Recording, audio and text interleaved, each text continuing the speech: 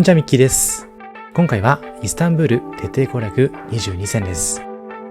トルコ最大の都市イスタンブール、古代ローマ、ビザンツ、オスマンと3つの帝国の都として栄えたこの町には1000年以上の歴史が重なっています。アヤソフィアやブルーモスクに象徴される信仰の建築、地下に眠る宮殿、石畳の旧市街、海峡を行き交う船、ボスポラス海峡を渡ればそこはもうアジア大陸です。市場には香辛料とお菓子の香りが漂い、港では焼きたてのサバサンドも並びます。そんなイスタンブールという名の交差点を静かに歩きつつご紹介していきます。このチャンネルではカフェ巡りなど日常を少し豊かにする情報をお届けします。少しでも応援してくださる方はチャンネル登録をして次の動画も見逃さないでください。ちなみに今回ご紹介するお店の Google マップ位置情報は本動画の概要欄から確認することができますので、実際にお店に訪問する際の参考としてご活用ください。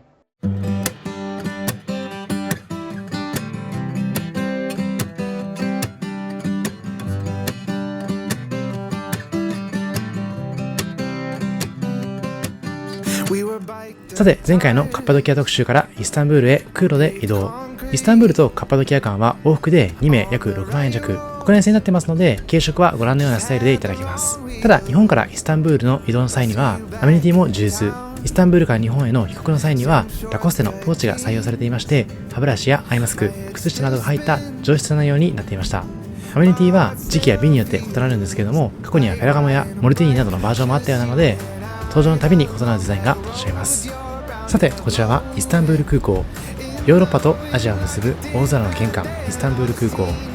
2019年4月から市内全便が移転し、世界でも有数のハブ空港として機能しています。ターミナル内部には160以上のショップ、24時間対応の飲食店、無料 Wi-Fi や多目的サービスなどが整備され、イスタンブールが目的地でない場合にもトランジットでも活用できるような、そんな魅力的な空港です。さて、その空港から今回宿泊する旧市街までシャトルバスで移動。片道550トルコリラ、約2100円ほどで移動しています。さて、イスタンブール観光で欠かせないのが公共交通機関をまとめて利用できますイスタンブールカード。カードデポジット130トルコリラ、約500円で購入することができ、毎回こちらにチャージする形で鉄道やトラムを利用します。1回の乗車は20から25リラ前後。区間によって自動的に生産されます。市内はクレジットカードのタッチ決済も使えるんですけども、割高だったりとか通信エラーが起きやすいという声もありますので、イスタンブールカードの方が安定して使えるという口コミです。また、1枚のカードを複数人にタッチすることもできますので、効率よく使っていただければと思います。さて、ここからは今回宿泊しましたホテルスータニアのご紹介。イスタンブールは旧市街と新市街に分かれるんですけども、今回は旧市街に泊まっています。さて、到着しますと、まずロビーでスタッフさんが温かく迎えてくれまして、ウェルカムドリンクとしてチャイとロクムというトルコの伝統菓子を振る舞われます。そんな旧市街、スルタンアフメット地区の中心に位置しますホテルスルタニア。観光アクセスと快適性を兼ね備えた4つ星ホテルです。スタッフさんの対応も非常に丁寧で、観光地までの行き方やおすすめレストランの相談にも親身に乗ってくれます。さて、今回宿泊しましたのはデラックスダブルルームというところ。2名2泊で約53,869円。アゴダを通じて予約しています。価格帯としましては中級クラスなんですけれども、設備、清潔さ、スタッフさんの対応のいずれも高水準で、口コミサイトでは9点台の高評価を維持しています。客室はご覧のようにトルコ伝統の装飾を取り入れた落ち着きのあるデザイン。壁のモザイク柄や間接照明が柔らかい光を放ちます。ベッドはクイーンサイズで寝心地が良く、マットレスの硬さも程よかったです。リネンは清潔で肌触りが良く、ハウスキーピングは毎日実施されています。シーツの交換やタオルの補充も丁寧に行われまして、滞在中も常に整った状態が保たれていました。また、バスルームも明るく清潔、水圧も十分でした。バスタブはなかったんですけども、十分に満喫できるようなそんな空間になっています。アメニティとしましても、石鹸やシャンプー、ボディローションなど基本的なトイレタリーが用意されていまして、追加の備品が必要な場合にはフロントに依頼することができます。また、ドライヤーの風量も十分で、日本から持参する必要もなさそうでした。コーヒーも入れられますので、ちょっとした休憩にもぴったり。ベッドの上にはお菓子が乗っかっていたりとか、こういった巻物の形でこの部屋のこだわりだったりとか、その部屋のコンセプトがご紹介されていますので、よかったら Google レンズを使っていただいて確認してみてほしいです。また個人的に嬉しかったのは、ホテルスルタニアのチェックアウトをする際に小ぶりのポシェットをいただけた点。この小物入れは普段撮影する時のライトの入れ物、そして SD カードの入れ物として使わせていただいています。さて、ここからは朝食の様子。朝食会場は本館とは別棟の上層階にありまして、専用のエレベーターでアクセスする構造。客室フロアとは異なる独立空間で明るい自然光が差し込む開放的な雰囲気が印象的です。朝食はご覧のようなビュッフェ形式。パン、チーズ、オリーブ、ハム、フルーツ、シリアル、ヨーグルトやジャムなどバランスよく並んだ豊富なメニューが特徴です。どの料理も見た目が整っていまして、口コミでも種類が多く補充が早い、清潔感があると高い評価を受けていました。実際にすでに席が埋まりつつあった時間帯ですら、しっかりと食事が補充されていまして、ホテルビュッフェでありがちな空っぽになっている瞬間はほとんどなかったかなと思っています。またトルコの伝統的な食材と西洋式のメニューが組み合わさっていますので、どの国の旅行者にとっても馴染みやすいような内容になっています。ただ残念ながら日本食はありませんので、その点はご注意ください。加えてビュッフェ台にはトルコの伝統的な甘味も並んでいます。前回のカッパドキア編のグルメ特集でもご紹介したようなバクラバの提供もあったりとか、ハルバといったスイーツも一緒に楽しむことができます。朝から本場のトルコ菓子を少しずつ味わえますのもこのホテルならではの体験です。会場としましては8時前後が混雑のピーク。特に窓際の席は早い時間帯に埋まってしまいますのでご注意ください。ただ窓際の席からは旧市街の街並みも広がっていますので、穏やかな朝の光の中で過ごす時間を楽しむことができます。さて、こちらが実際にビュッフェ形式でいただいた時のスタイル。本当に幅広い種類からいただくことができまして、満足感も高かったです。ちなみにスタッフさんにお願いしてその場で調理してもらう温かい料理の提供もあります。この1枚の紙に書かれているメニューを頼みまして、エッグベネディクトやオムレツ、パンケーキなどお好みの焼き加減で作ってもらいますので、ぜひとも頼んでみてほしいです。追加料金も不要、朝食料金に全て含まれています。パンケーキも小ぶりのサイズだったので、他のメニューをいただきつつ、朝食でこのパンケーキをつまんでコーヒーと合わせるといった楽しみ方もできそうです。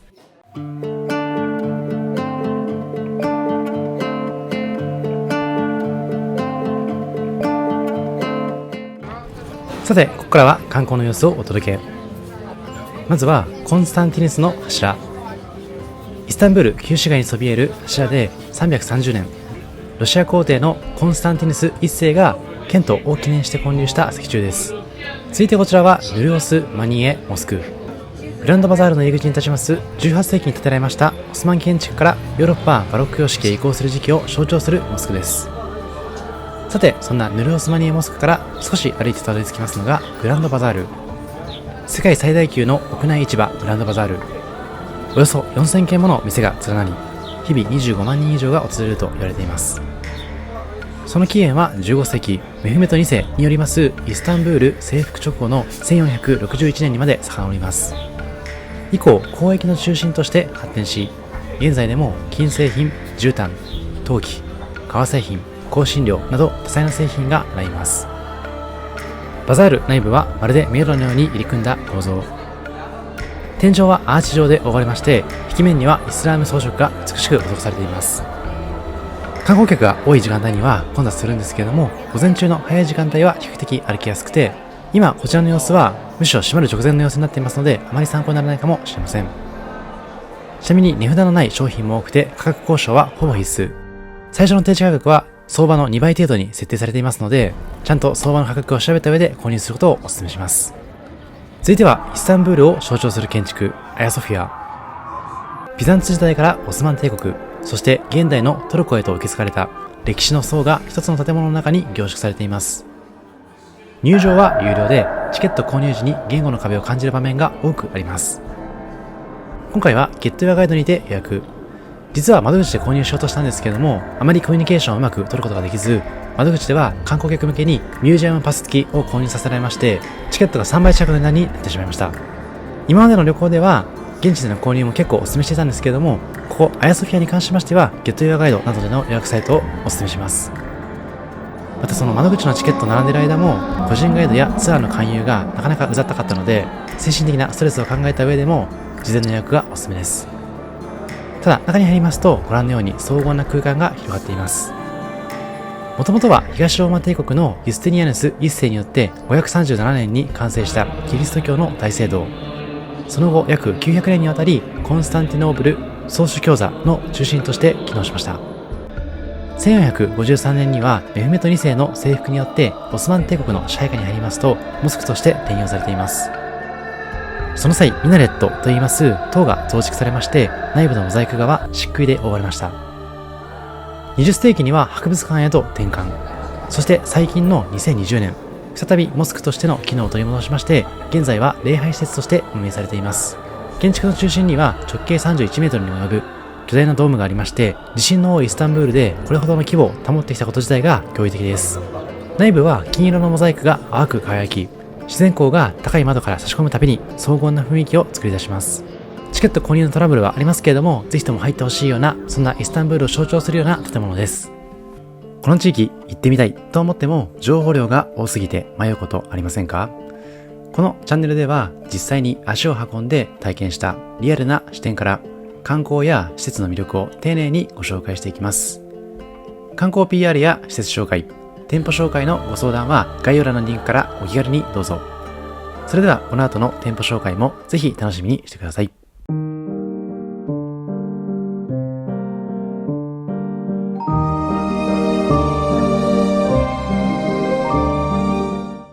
続いてはアヤソフィアの正面に位置しますスルタン・アフメト・モスク。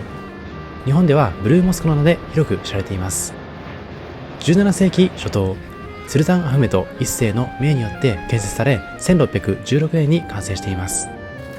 設計を手掛けましたのはオスマン帝国の宮廷建築家メフメト・アー。アヤソフィアの荘厳さに匹敵するモスクを築くことを目指し、当時の最新技術と園芸が集められました。先ほどのアヤソフィアが有料だったからこそ、こちら無料で入れるブルーモスクはとても魅力的に感じました。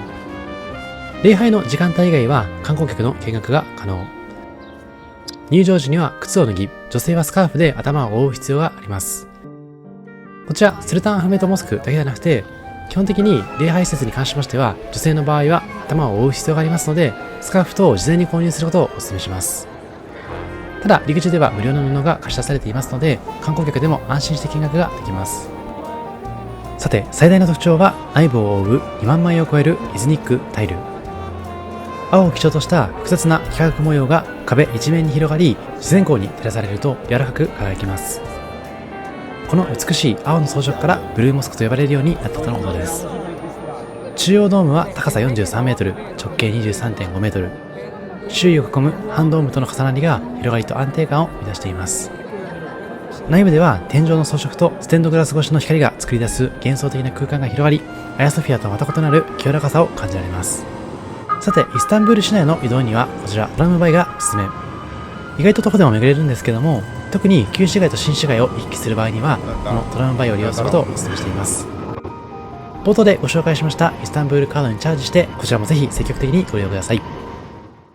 ちなみに日没前後は通勤客と観光客が重なりまして、満員電車のように混み合う時間帯もあります。さてそんなトラムバイで移動しまして、旧市街と新市街を結ぶ交通の要所でありますエミノニュ広場に向かいます。こちらは旧市街側のエリアになっていまして、トラムバイの駅やフェリー乗り場が集まっています。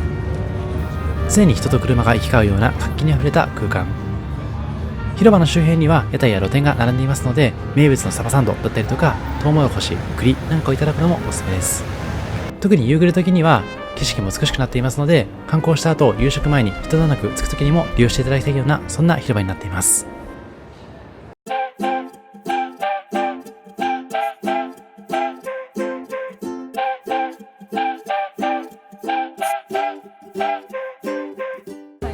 続いてご紹介しますのはボスポラス海峡クルーズ。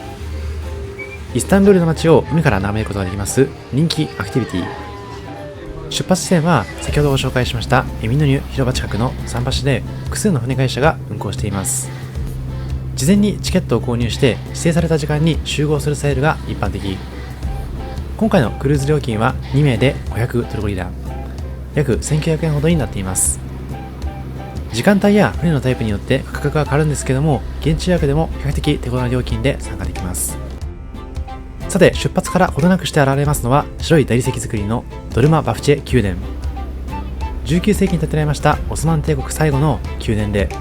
海に面した荘厳なファサードが印象的です。乗船中は看板席、屋内席、上階の展望デッキなどがありまして、座席は自由席。海風を感じたい方は屋外デッキ、写真撮影を楽しみたい方は上層デッキを選ぶのが定番です。出港とともにエンジン音は響き、緑が船を追いかけながら向かいます。船が港を離れますと、すぐにガラタ島と旧市街のミナレット群が遠くに見渡せるようになります。街全体が海に迫り出すように立ち並び、その立体的な景観が印象的です。さて、こちらはボスポラス大橋。1973年に完成した全長 1560m の吊り橋で、ヨーロッパ側とアジア側を結びます象徴的な存在です。イスタンブールという場所がヨーロッパとアジアをつなぐような、そんな幻想的な空間になっていますので、その魅力を感じるにはこのボスポラス海峡クルーズ、とても抜群かなと思っています。またクルーズ中には様々な鳥が飛び交う様子も楽しいので、ぜひ写真に収めてみてほしいです。ちなみに夕方の便を選びますと、太陽がゆっくりと沈みながら海峡全体を黄金色に染めていきます。ヨーロッパ側の建物がオレンジに輝き、アジア側には街灯が灯りますので、その美しい景色も写真に収めてほしいです。さて、こちらはルメリヒサル要塞。メフメト2世がコンスタンティノーブル攻略に向けて1452年に築いた要塞で、城壁が海岸線に続いています。海から見るとその規模の大きさが際立ち、戦場を吹き抜ける風が心地よく感じられます。ちなみに船内には簡易売店などはなく、飲み物や軽食を持参して乗る方も見られます。波の揺れが穏やかな区間では看板で写真を撮る観光客が多いので、地元の家族連れや学生の姿も混ざっています。観光というよりも市民の日常の延長線上にあるような穏やかな時間も楽しんでみてほしいです。また夜になりますと橋がライトアップされまして、宮殿やモスクの輪郭が闇に浮かび上がります。特別な演出ではなくて、街そのものが作り出すような自然な夜景もぜひ楽しんでみてほしいです。ただ先ほどご紹介したような夕方だったりとか、今お伝えしたような夜になりますと少し料金が高くなりまして、お食事もついてきたりしますので、ぜひ旅の日程と合わせつつ最適な時間で楽しんでほしいです。もちろん昼間の時間帯もご覧のような開けた空の下で様々な歴史的建造物と、あとは鳥の姿を見ることができますので、個人的にはおすすめです。乗船時間自体も30分から1時間程度と結構長いんですけれども、日差しが心地よくて結構眠くなってしまうような、そんな空間だったかなと思っています。静かに揺れる波と遠くに響くモスクのアザーン、その調和がこの街の本質を穏やかに伝えてくれる、そんなクルーズ。ぜひこの機会にご堪能ください。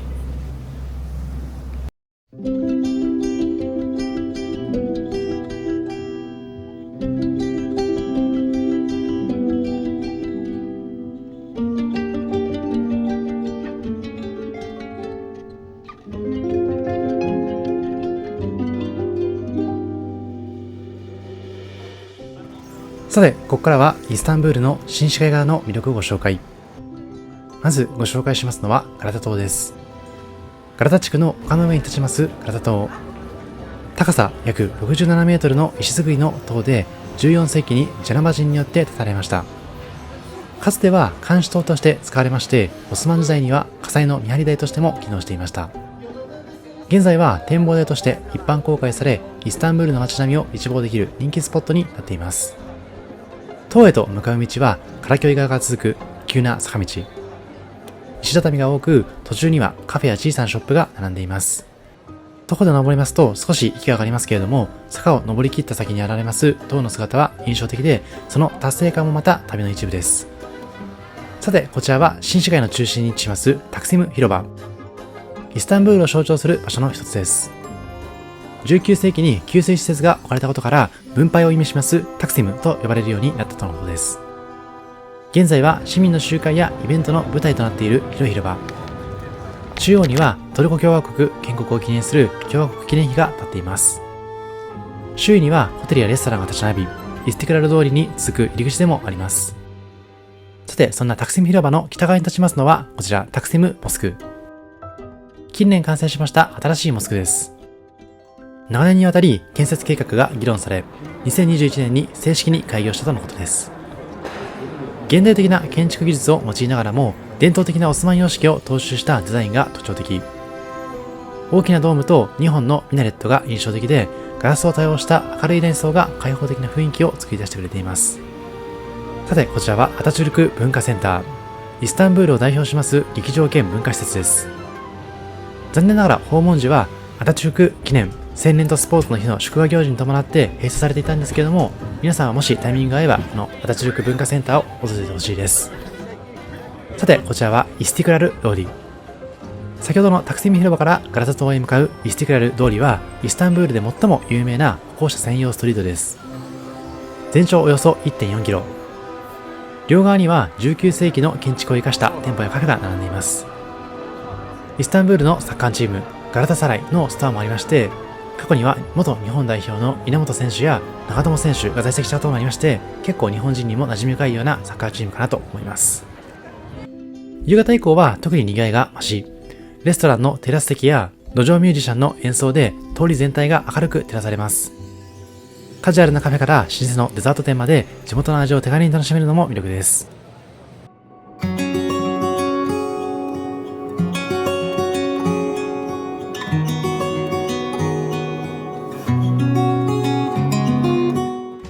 さて、こちらはガラタ橋の北側に広がりますカラキョイ海岸。旧市街と新市街を結ぶ交通の中継点でありながら、地元の人々が集う憩いの場でもあります。特に夕暮れ時にはご覧のような素敵な景色が広がりますので、夕暮れ時または早朝に訪れるのがおすすめです。港沿いにはカフェやベーカリーが並び、朝からコーヒーを楽しむ人の姿も見られるとのことです。そしてカラキョイ地区の路地裏にありますこちらアンブレラストリートは写真映え抜群な空間。無数のカラフルな傘が頭上を彩る小道です。ぜひ概要欄の Google マップからも探していただいて訪問してみてほしいです。そしてこちらはガラタポートプロモナード。カラキョイ海岸沿いに位置しますガラタポートは近年整備されました再開発エリア。かつての貨物港をリニューアルし、ショッピングモール、カフェ、レストラン、そして国際クルーズ船のターミナルが一体化した複合施設として2021年に本格オープンしました。入り口ではセキュリティチェックがありまして、空港のように手荷物検査を通過して入場します。広い敷地内は歩行者専用エリアになっていまして、石畳の遊歩道が海沿いに続いていきます。海を背景にした開放的な眺めと洗練された建築デザインが特徴的です。また有名ブランドのショップが立ち並び、地元デザイナーによります雑貨やアクセサリーの店も点在。カフェテラスからはボスポラス海峡を一望でき、潮風を感じながらゆったりと過ごすことができます。飲食店等も充実していますので、夕食で困ったらこちらを訪問するのもいいかもしれません。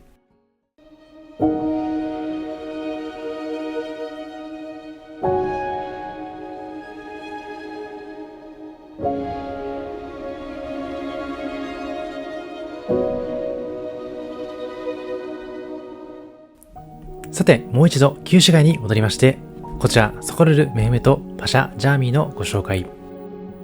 スルタン・アフメト地区の静かな住宅街に佇みます16世紀に建てられましたオスマン建築の名作、1571年最小ソコルル・メフメト・パシャの命によって建設されまして、設計を手掛けたのは当時の宮廷建築家ミマール・シナン。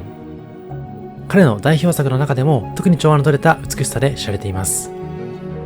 観光客の数は比較的少なく、他の有名モスクに比べて落ち着いた雰囲気も魅力的。礼拝の時間を下げれば内部を静かに見学することもできます。入場料ももちろん無料。観光の喧騒から離れてオスマン建築の神髄を感じたい方にはぜひ訪れてほしいような隠れた名所になっています。中央の大きなドームとそこから差し込む柔らかな光が空間全体を包み、荘厳さと静けさを感じさせます。続いてはイスタンブールでは外せない地下宮殿のご紹介。こちらも旧市街の中心、アヤソフィアのすぐ近くにありますバシリカ・シスタンという地下宮殿。古代ローマ時代の巨大な地下貯水槽です。6世紀東ローマ帝国のコスティニアヌス1世の治世に建設されまして、当時のコンスタンティノープルの宮殿や大聖堂に水を供給するために作られました。今回はゲットやガイドで優先入場とガイド付きプランを予約。料金は2名で1万円ちょっとです。今回は行列というほどではなかったので、ちょっとした恩恵だったんですけども、時期によってはチケット窓口で長い行列ができることもあるようなので、全予約がおすすめです。入場時にゲットアイガイドから発行されます QR コードを提示するだけで手続きが可能。ガイドによる英語解説もありましたので、建築の歴史や修復の過程を詳しく知ることができました。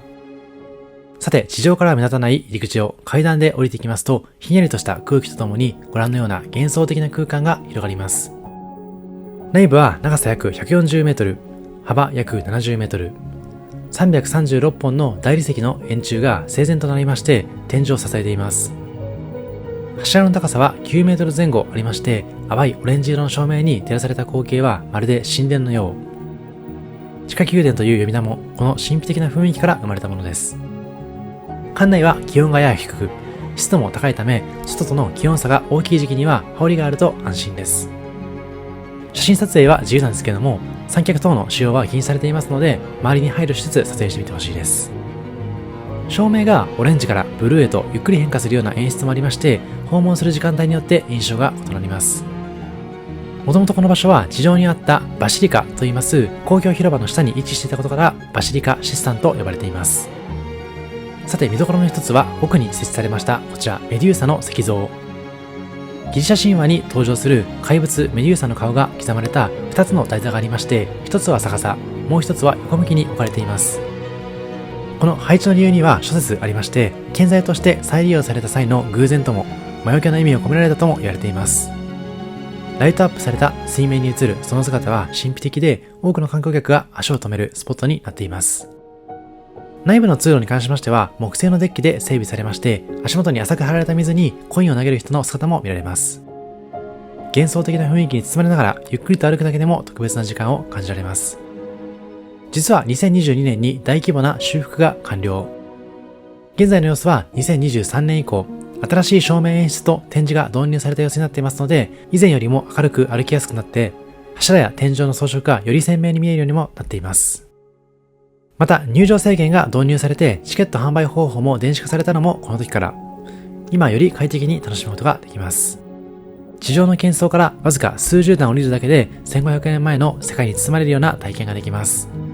そして最後はエジプシャンバザールのご紹介。17世紀エジプト州の租税収入を原資に建設された歴史のある市場です。建物内には香辛料やトルコ菓子などが所狭しと並んでいまして、色彩と香りに満ちた空間が広がっています。さて、イスタンブール徹底攻略はここまで。アフタートークでは途中でもご紹介したような海外での体験予約、入場予約について語っていきます。その前にラップアップ。今回22選としてイスタンブールの見どころをギュッと凝縮してお届けしました。最近またガイドブックもちょっとずつ登場しているんですけども、まだまだトルコ、イスタンブールに関しては情報が少ないです。特に今回ご紹介した通り、2020年以降にイスタンブールもどんどん新しい見どころが誕生していますので、5年前の情報だともうすでに古く感じるかもしれません。ぜひ最新の情報を知れる意味として、こちらの動画も参考にしていただけるとありがたいです。また、為替としまして、トルコリラは結構変動が激しいので、価格も参考程度に考えていただくとありがたいです。さて、ここからはアフタートーク。海外での入場予約や体験予約についてです。今回、アヤソフィアの入場の中で結構苦労したんですけれども、やはり言語の壁がある中で予約するのは一苦労です。私も英語が全くできないわけじゃないので、現地でなるべく予約してるんですけども、意外と現地で予約したから安くなるというわけではなくて、割とゲッターガイドだったりとか、ベルトラで予約するのとあまり値段が変わらないことも多いです。航空券に関しましては、過去にサプライスなどの旅行代理店からぼったくられているので、もう二度と使わず、なるべく航空会社直で購入してるんですけども、アクティビティだったりとか入場券に関しましては、ゲットユアガイドだったり、ベルトラを使って購入するのは悪くないのかなと思っています。コロナ禍以降に様々な国を訪れる中で、そういった予約方法が有効だと自分自身で感じていますので、今後は航空券購入は航空会社直で、ホテルに関しましてもなるべく直、難しい場合は代理店で、そして入場券に関しましては代理店で選ぶというのもいいのかなと思っていますので、そういった選択肢を第一選択肢にしたいと思っています。皆さんの方でもいろんな経験値があると思いますので、ぜひコメント欄の方でこうした方がいいよということだったりとか、あとはこうしたことで失敗したみたいなことがあれば教えていただけるとありがたいです。以上、ミッキーでした。ありがとうございました。